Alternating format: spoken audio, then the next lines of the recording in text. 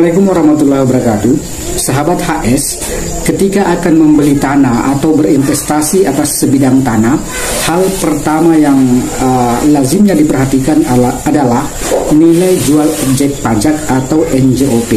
Nah, ini adalah merupakan cara yang menjadi acuan untuk mengetahui nilai jual dari objek tanah yang akan dibeli tersebut. Namun sesungguhnya status dan hak atas kepemilikan tanah tersebut adalah hal yang paling esensial untuk diketahui terlebih dahulu sebelum memutuskan apakah akan melakukan jual beli atau bertransaksi atas tanah tersebut. Hal ini menjadi sangat penting karena masing-masing hak atas tanah atau jenis hak atas tanah itu memiliki kedudukan hukum yang berbeda dan tentu saja berimplikasi pada nilai jual yang sesungguhnya dari tanah tersebut. Oleh karena itu, di video kali ini saya akan memberikan penjelasan mengenai jenis-jenis hak atas tanah yang berlaku dalam jurisdiksi hukum Republik Indonesia. Nah, silakan tonton video ini sampai tuntas. Dan bagi sahabat-sahabat yang belum subscribe channel ini, saya harap untuk subscribe terlebih dahulu dan jangan lupa menekan tanda lonceng atau tanda notifikasi agar kedepannya sahabat bisa mendapatkan notifikasi atau pemberitahuan dari kami setiap kami menambahkan atau mengupdate channel ini.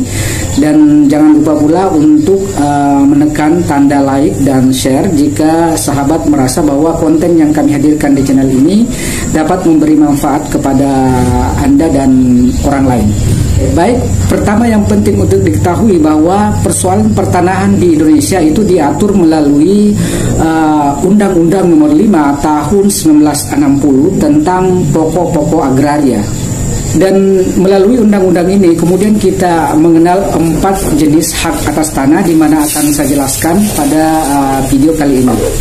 Nah, hak yang pertama adalah hak milik atas tanah.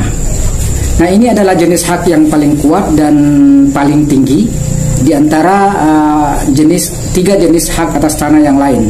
Nah, sebagai hak yang paling kuat, jika terjadi masalah hukum, maka pemegang sertifikat hak milik atas tanah tetap dinyatakan sebagai pemilik yang sah dari tanah tersebut, kecuali dinyatakan lain oleh putusan pengadilan yang telah ingkrah.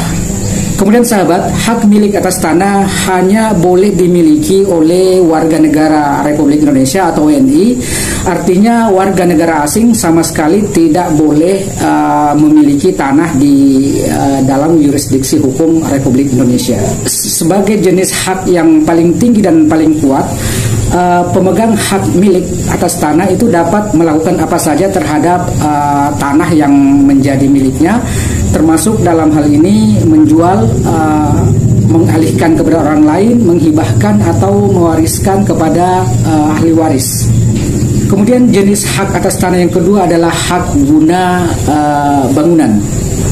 Pemilik yang memiliki sertifikat hak guna bangunan itu tidak memiliki hak atas tanah tertentu, tetapi dia berhak untuk mendirikan bangunan, baik itu berupa ruko, rumah dan sebagainya di atas tanah yang padanya diberikan hak guna bangunan tersebut.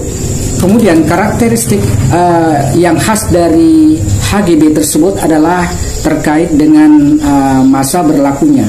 Sertifikat HGB itu berlaku sampai dengan 30 tahun dan dapat diperpanjang hingga 20 tahun. Jika diizinkan, pemilik HGB itu dapat melakukan perpanjangan 30 tahun lagi sehingga total masa berlaku hak guna bangunan adalah maksimal 80 tahun.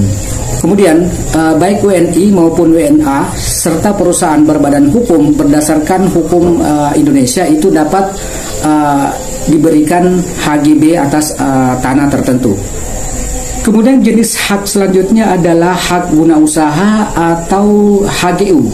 Nah, ciri pokok dari HGU adalah bahwa hak ini diberikan hanya kepada badan hukum yang berdomisili di Indonesia. Nah, tanah yang diberikan HGU adalah tanah milik negara dengan luas minimal 5 hektar.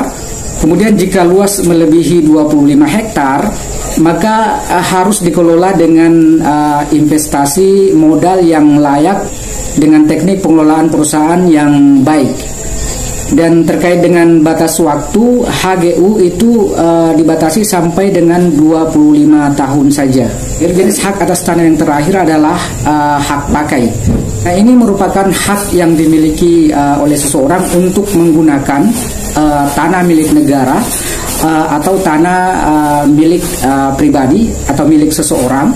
Kemudian baik WNI maupun WNA serta perusahaan berbadan hukum dapat diberikan hak pakai untuk menggunakan tanah tertentu.